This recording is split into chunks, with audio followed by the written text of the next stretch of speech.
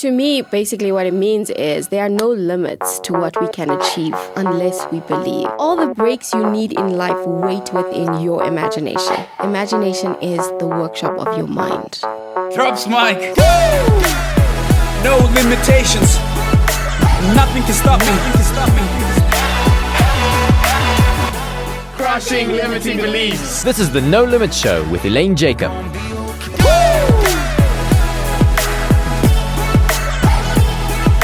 Crushing limiting beliefs.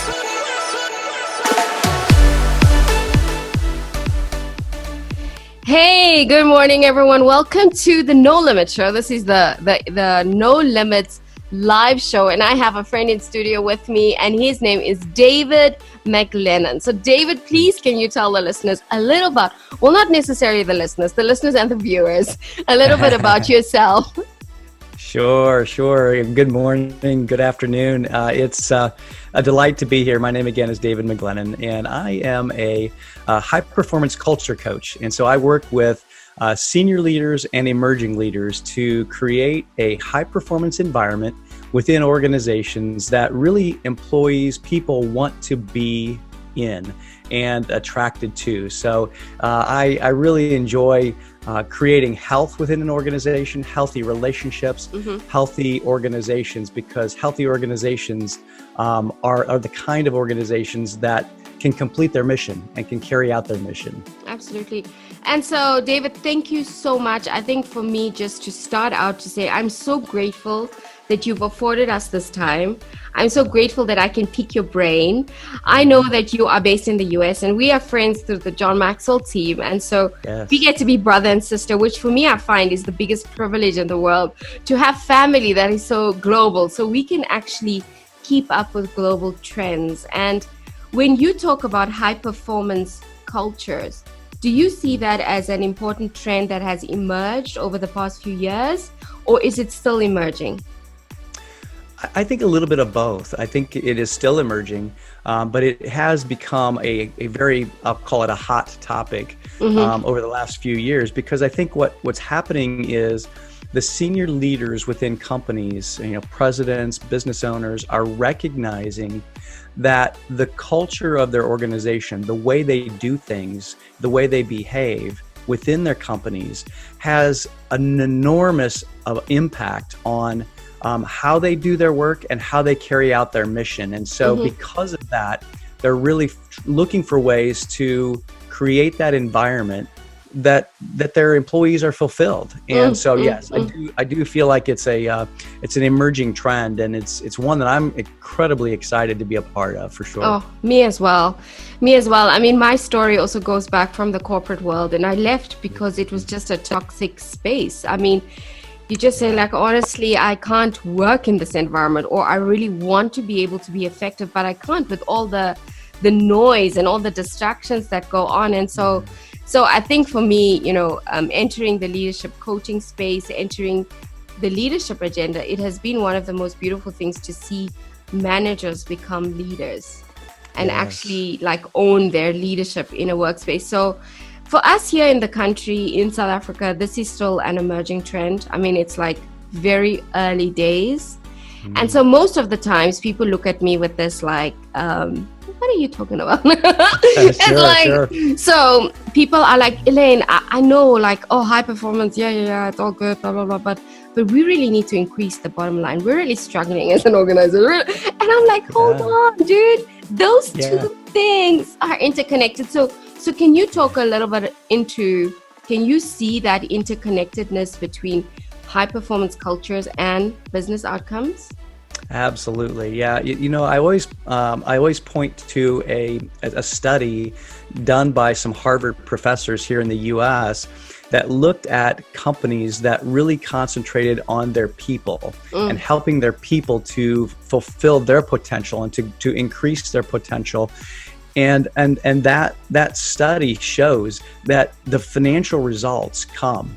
I think it's something like, I think they looked at a number of different publicly traded companies, and the return on investment was something like 900%. The revenue increase was 900% compared to those companies who really didn't have an intentional culture development and people-centered organization. So, and intuitively, I think most leaders recognize this. I think intuitively, most leaders will recognize that when we let our people and help them to become fulfilled with their work, they're going to do better work. They're going to perform better, because that's I believe that as humans, that's what we want to do. We're put here to be able to work and to grow and to develop. And so when we're given that environment, it just makes us want to perform even more. So intuitively, we know that. And then, we look at studies like this one, and I'm trying to recall the name of the study at the moment, and it's slipping my mind. It's okay. But I'll come back to it. But it's an important. Yeah, because also Gallup has quite a bit of studies, which is what we use here locally. Is Gallup's engagement survey, employment. It's actually the employee engagement survey, and what we've found is only 13% of the global world employees are engaged, and in South Africa we do not have those statistics, so we are using the global statistics because I think it would play out, and we maybe can have lower results. we could actually have, because we've got a totally we're an emerging people as well. We're still finding identity, and so we've got trust issues that play out, and so lots of things. And so when we look at Gallup, it shows that if we improve employee engagement, we're able to actually improve the way people interrelate. And for me, when I see it just from a leadership perspective, if we improve the way teams operate, they're operating in a better way. They're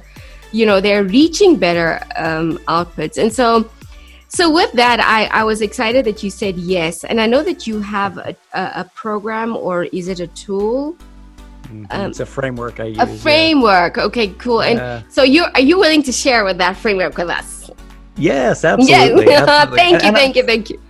Oh, yes, of course, it's my pleasure. And I'm so excited to be here to talk with you, because I think it's an exciting time. I think that anytime there's a country, a region, an industry that is emerging, I think that's an exciting time, because I think of it like, the caterpillar that's in the cocoon and it's breaking free.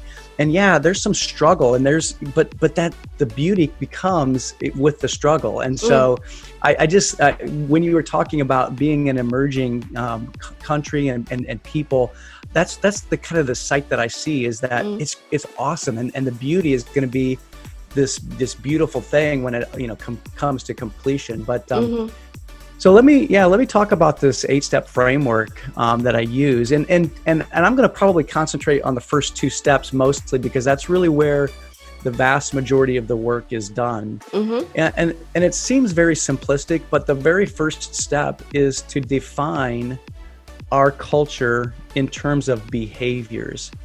So let me tell you what I mean by that, and that is, most companies look to set a mission and a vision and values. And don't get me wrong, those are important things. But what really matters in a high-performing culture is what we do, our human behavior. And so there's a big difference between values and behaviors. Values are things like respect, integrity, and trust me, again, I get it. These are important things.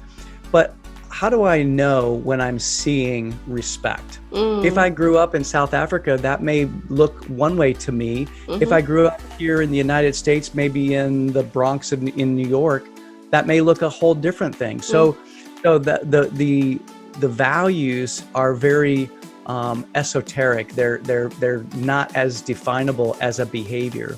When I think of a behavior, I can see it. I can teach it. I can coach it. And I can give feedback on it. So it's really important. And I don't mean to interrupt you, but I really, no, it's great. I love it, because we go into organizations and you see the values stuck up on the walls. It's like, these are our values: accountability and respect and transparency. And it's all there. It's all stuck up there. But then when you hear what people are talking about, and you're like, isn't it that your value is respect? Like, hey, like, how come those values don't live in your heart. So I love what you're saying, because what you're saying is behaviors are the way we operate. It's the way we are. Yes, and absolutely. we represent different cultures coming into one space. Right. Well, and I think that that's why it's important to go to the next step, which is to create what I call them rituals. Some companies will call them cadences. Some companies will call them, rhythms. But it's a way to practice those behaviors.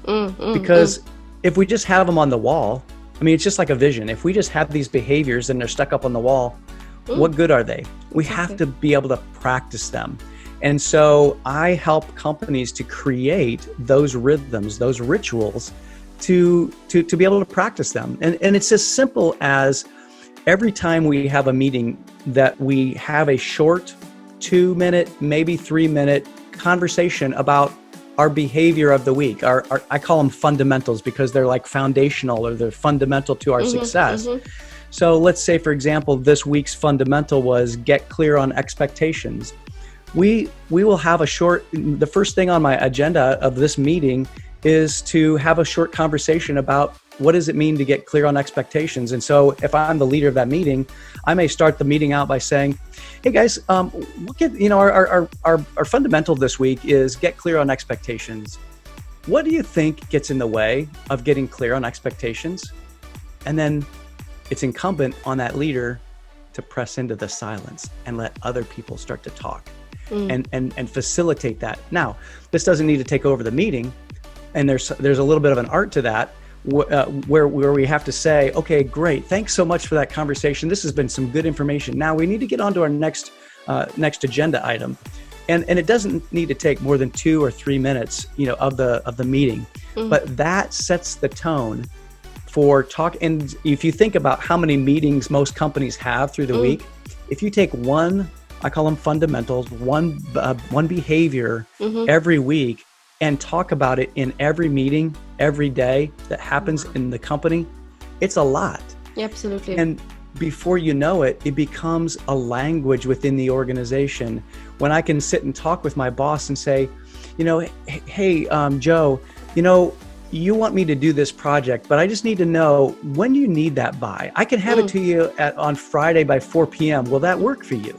And then talk about that. When we get clear on expectations, then we can do other things that are part of our behaviors, like honor commitments and be able to speak straight conversations. So absolutely. I think they're just really important to create those rituals. Yeah, and so just by the way you're speaking it, I hear a different style of communication, and for me, it's one that I really like, and we try our best to actually get organizations into, because it's dialogue, it's almost facilitating, it's coaching. It's not necessarily just, dishing out, hey, go do this, which is a lot of the way things are here, which is just directing, like, no, don't think. I'm the one who thinks. You just do. Yeah. And so when I told you, we're emerging, it's because we are dealing a lot with people who are just in that mode of like, you know what, I'm the one with the title here.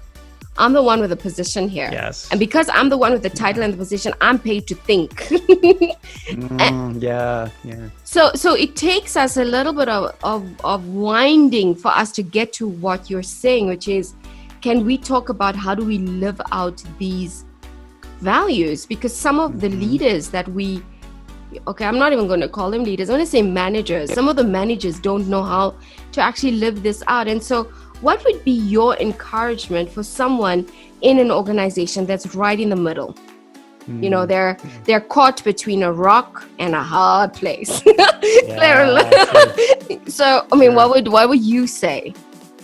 I would say to start having those kinds of conversations with their leaders, with their peers, and the people that report to them. I think it's one of the things that's really difficult in the middle is feeling like you're powerless, but you really have power. We all have agency. We all have the ability to influence people, and it's a mindset. And if I can ask questions. I think that's one of a leader's best tools, is to be able to ask questions, and not in a disrespectful way. But if I was talking to my supervisor, and my supervisor I knew had that kind of a mentality, I'm going to call it kind of an old world mentality, meaning that it's kind of like the industrial age mentality, where you just directed and you said, to your people, you just needed to sit here and do this because, like you said, I'm paid to think. That's not the world we live in anymore. We're really living in a world where each one of us has been given a gift of a brain and a mind to be able to use. And so that person who's in the middle can use that mind and that brain to think into some questions that they might be able to ask, and make them open-ended questions. Well, if my boss tells me to do something, I try to stay away from why, but I might ask, well, what's the end result? What's our desired end result here, Mr. Supervisor, Mrs. Supervisor? What do you? Is there another way that we could do this? Just what other? Come up with some questions that you can ask that are provocative, but yet also respectful. And it takes a little time to start to get into the habit of doing this, but I think asking questions is a tremendous tool for any leader.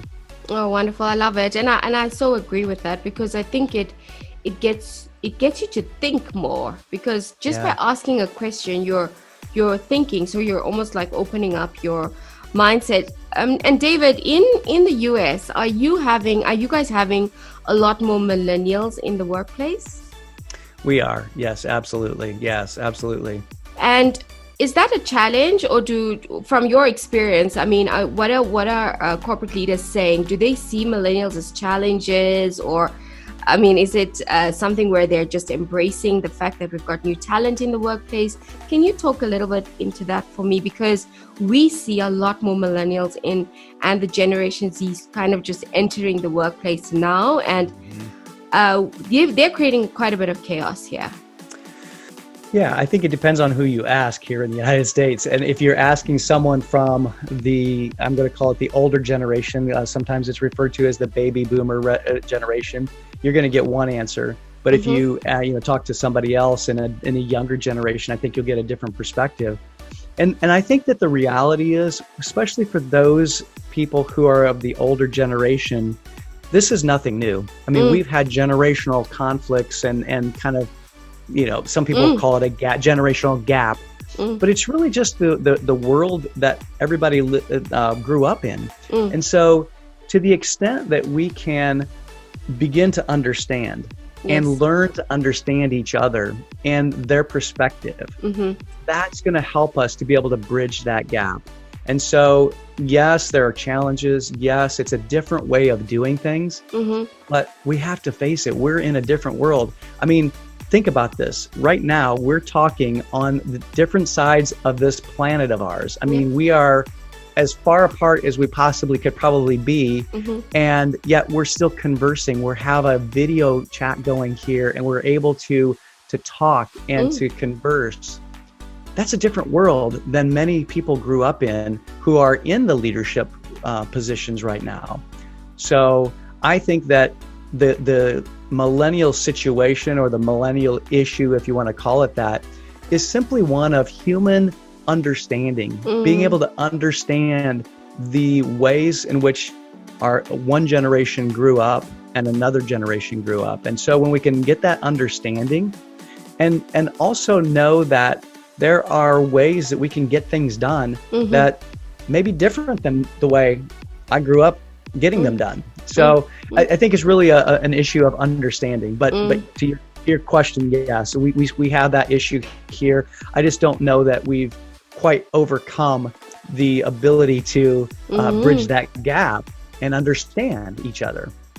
Yeah, so I work with the universities quite a bit here, especially the one in my city, and so it's quite an amazing thing to go and to meet young people, bright minds. Oh my word! Like they've got ideas for days. They've got ways in which things can happen, and they're just so excited and energized to take that talent into the workplace. And then I meet them maybe 2 years post them working, and and they have this disillusioned face.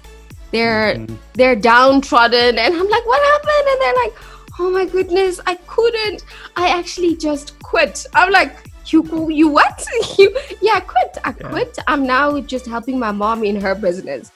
And then I'm like, okay, it's like you spent how many years? 5 years in university with practicals and all of it, and now you just quit and you're going to help your mom. I can't do it, Elaine. No, they don't take me seriously. So, we find that a lot of millennials here are actually just quitting the workplace and starting startups or taking over their parents' businesses, or just, just doing different, working, in online, in the gig economy, because so we've got the war for talent happening right now, which is a war where you've got beautiful, bright young minds not actually being absorbed into the workplaces, and so we've got very high unemployment statistics. I'm sure you would have seen that in South Africa. We've got high unemployment statistics, but it's not that we don't have bright young people to what we have is the workplace, and young people just can't seem to find middle ground. And so what I see it is, it's the leadership challenge. It's because us who have been in the workplace for the longest time, we're not willing to create a seat at the table. Yes. You bring up a great point, and it's the word you used was willing. And I think that's a great word, because as leaders, we have to be willing to hear other people out, and really to understand that, again, kind of come back to something I said earlier, there are other ways to do things. To me, what you just described is so exciting. If you have a groundswell of young, bright people who are willing to do things differently, how cool is that? I mean, how cool is that? Yeah. And so we have to be able to come and meet together, and to be able to have an open mind. So to me, it's an encouragement for really both sides of the equation, the young people and the other people, the older people who have been in the workplace for a little while, to have an open mind, and to, again, going back to ask questions. Like, the question that I always like to ask is, so that's so interesting. How did you come to that conclusion? Tell me your thought process. I'm really interested. And your curiosity. So I always find that the leaders who are progressive have an open mind and have an intense curiosity. Curiosity. So if I could challenge leaders who are listening today to increase their curiosity, I think that can go a long way. Ask questions, increase their curiosity. Absolutely. And I think that you stated correctly, we need creativity in the workplace. I mean, for me, creativity opens the door to inclusiveness. It's bringing everybody in. It says, what are you, David, give me eyes on my work, tell me. And I think that because we come out of a country that has trust issues, we come out of a country that is, I've lived through things. So it's going to take a few generations for us to say, I can trust you. It takes time. We can say it by words, but actually in behavior, we struggle with that. And so I think that a lot of those things, the next generation, and my little one, she's 8, she doesn't know about these challenges. And all she brings is her bright mind, and she's got ideas for days. And so for me, I'm like, hey, I think these guys are going to lead us. We need to be willing to allow them to lead and to tell us this is the way. I mean, when you bring up the example of today, where me and you we're on Zoom and we're connecting, the whole world is actually the whole world got schooled in the last 3 weeks of what the future workplace could look like.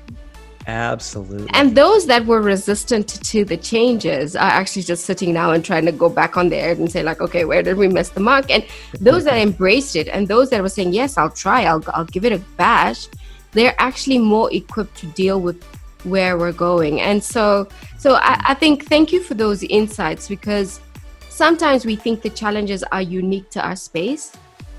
But when you meet someone from a global perspective, you also say, oh, wow, actually, it's something we've got to work on because it's going to keep us globally relevant. Yes. Yeah, exactly. And so, David, when you talk about a high performance culture, what would be the ingredients in your, and I know that it wasn't actually on a list of questions, but what would be the ingredients of a high performance culture from your perspective? Yeah, that's a great question. I think as I'm thinking about ingredients for a high performance culture, I think first of all, a set of behaviors that are clearly defined. And that has to take place first. So let's define those. What does success look like for us here to carry out our mission? And then the second thing I think that has to happen as part of that those ingredients is a fully functioning team.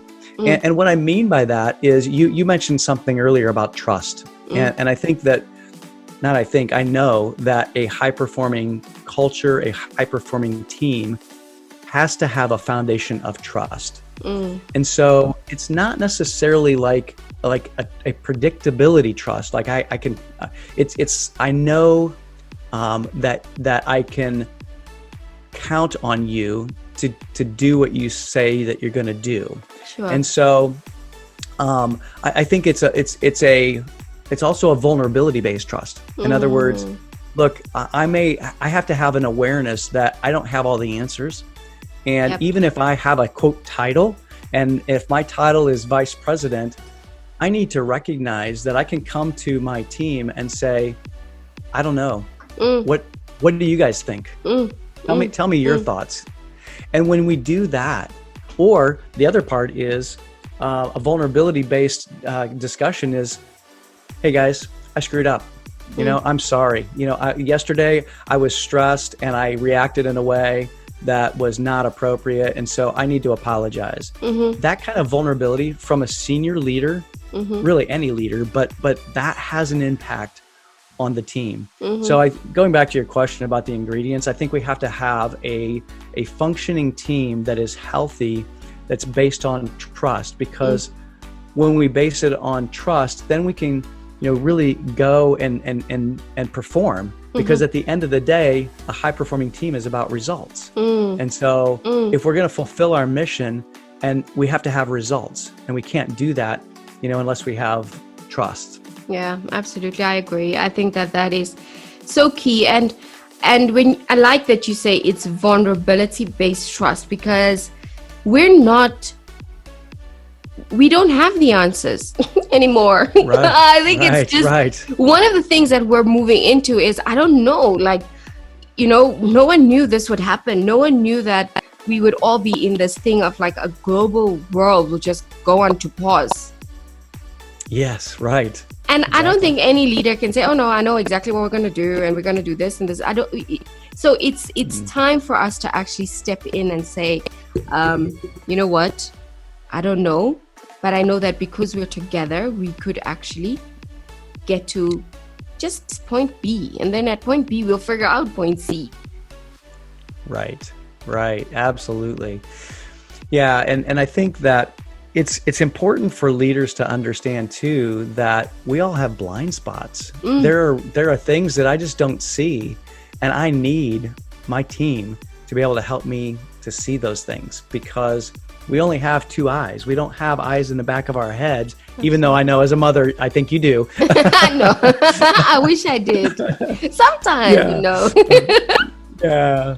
No, but my mom used to say that. I've got eyes in the back of my head. I can see everything you do.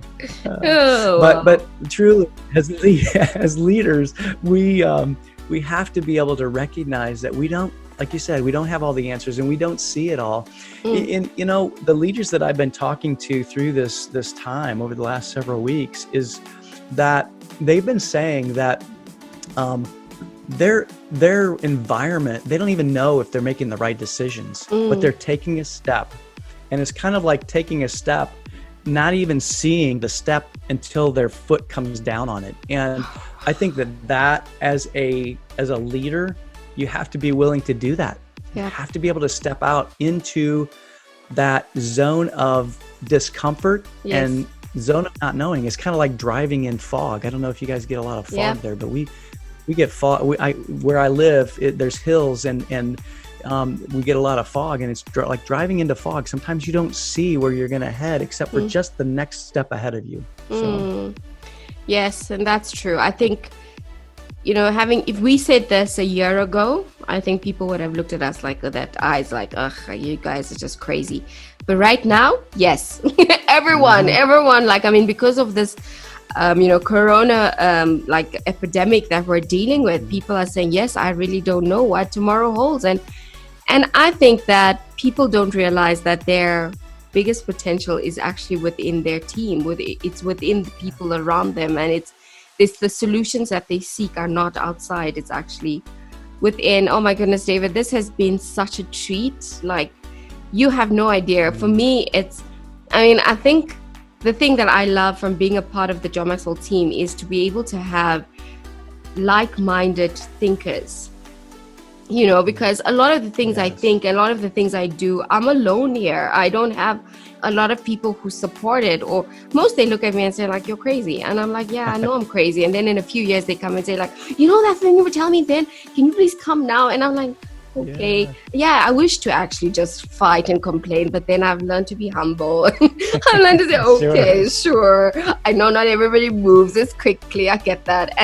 And so for me to be able to have you guys, have you around is just wonderful. I mean, I love what you do. I watch what you do. I'm always watching your podcast, your video casts on LinkedIn. And so at this point, I would like to really get the listeners to actually follow you and see what you're doing, and maybe contact you, maybe get your book. Do you have a book, or the framework that you talk about? Where do we access that? Is that something that you just do in trainings? No, absolutely. Okay. So I can send, if you want to get in touch with me, the best place to do that is on LinkedIn for sure. That's the social platform that I'm on a lot. And what I can do is I can actually, I'd be happy to share the framework, because I've only started to talk about the first 2 steps. And I can share a graphic with you to have all 8 steps. Right.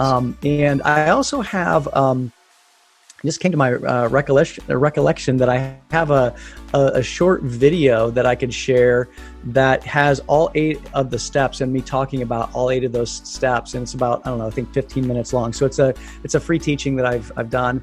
And if you get in touch with me on LinkedIn, I'd be happy to send that to you for sure. Okay, wonderful. So actually those who watch Zoom will be able to see your name, David McGlennen. So it's going to be very easy for you to find David from just typing in his name. But for the listeners, if you send a WhatsApp to the WhatsApp line at Impact Radio, we will send you David's LinkedIn profile. We'll just send it to you. And then all you need to do is to click and then check out what he's doing and then take a conversation forward. For me, especially people who are running church organizations, and I know that we have quite a few church organizations that listen in, church leaders, organizational leaders, corporate leaders. This is a great, wonderful opportunity for you to contact David for free, because he got to, we got to be on the show. And for me, that's a beautiful thing. But for you, I think lots of people will also be able to contact you to be able to say, like, can we get our organization heads together, our managers together? Sure. And would you be willing to have this kind of Zoom call with them to be able to take people through the framework? And I know that you would be able to take that conversation for. And so I think, a lot of the times people hear me, they hear me say a lot of things, they don't always get it. And I think it's nice to have somebody else that also says and supports, and also you work in a different space that actually have maybe a lot more experiences where you can actually show, this is work. We've tested it. We've got a few organizations that we've worked with. They're few. They're not as many yet. And we know it's going to get to the mass stage, but I think we're at this point getting our soldiers together, which is you. Sure. Which is you, David. Well, yeah, that's great. That's great. I know that you'll get to the tipping point. I'm excited for you because I feel like just what you've described, there's such a groundswell and there's such an emerging future. And I would even just invite the listeners to, if you want to contact me, I do have an emerging leader. I call it the Emerging Leader Inner Circle. And it's a group of leaders from companies all over the world. And It's an amazing environment that I'd love to invite you to. As a matter of fact, we just had an open call this past Tuesday. The next one is on the 28th of April. And if anybody would like to join that call, it's completely free for you because you're listening. And please join and send me a note, and I can send you the link. It's a Zoom call, and we would be delighted to have people from your part of the world on and listening, and we can learn from you as well, because that's the beautiful thing. Just like you said, Elaine, being able to learn from each other is a beautiful thing, because there are things that I don't know that you know. And that's the cool thing. And, you know, kind of going back to our John Maxwell team roots, that's what John Maxwell teaches, that, you know, together we're better. And so I think that's just the key to us being productive. And for those, I do want to say too, for those Christian leaders who are listening, because I know that's a big part of your audience, I want to share that this framework has been used within churches, and this framework for culture has been used.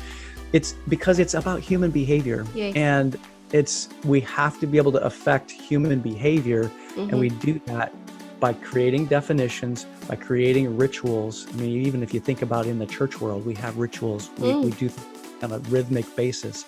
So I just would encourage everybody that's listening. And I love that. The thing with the church audience that we have, we are the most progressive people in this country, because you know, we've always church has always embraced new. Church has always been open. Church has always built trust.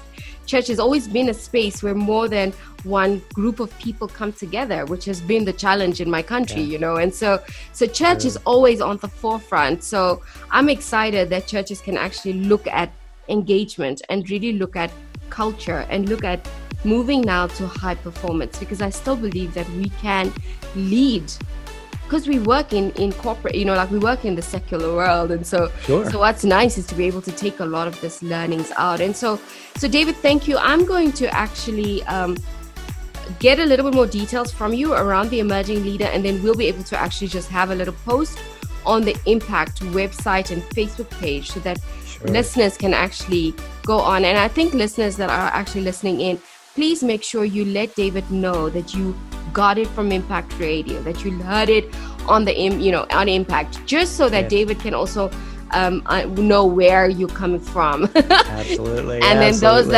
that are watching it on LinkedIn or any of the social media platforms, to say, through Elaine, David, I want to know you too. I want you. I mean, John says this, which I love, is like, who do you know that I need to know? So a lot of my friends need to know you. Oh, that's great. And I know that there's a lot of my friends that need to know you too. So I love that. And yeah, together we are better. I love it. Absolutely. And I think that it's the future of learning, and it's the future of organizations. And so for me, if we can actually help people embrace it, I mean, you have been listening to the No Limit Show. If you would like to find out more information, you can go to www.elainejacob.live. This video will be put up there, as well as other thought leaders. So go and have a look. Lots and lots of information to inspire your leadership. Remember, there are no limits.